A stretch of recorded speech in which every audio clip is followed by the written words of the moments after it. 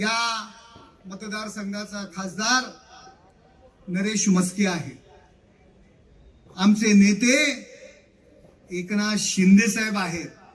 आम्ही दोघेही महानगरपालिकेचे नियम कोळून पाहिलेलो आहे. आमच्या साथीला डॉक्टर श्रीकांत एकनाथ शिंदे आहेत. अशा पद्धतीने जोर जबरदस्ती करण्याचा प्रयत्न केला त्या महानगरपालिकेमध्ये तुम्हाला आम्ही बसून पण देणार नाही. तुमच्या खुर्च्या आहेत ना, जो टांगा पलटी म्हणतो ना, ती खुर्ची पलटी करून टाकू. हा खासदार त्यांचं नेतृत्व या सर्व नगरसेवकांचं करेल आणि शिवसैनिकांची ताकद काय असते ना तुम्हाला आम्ही दाखवून देऊ.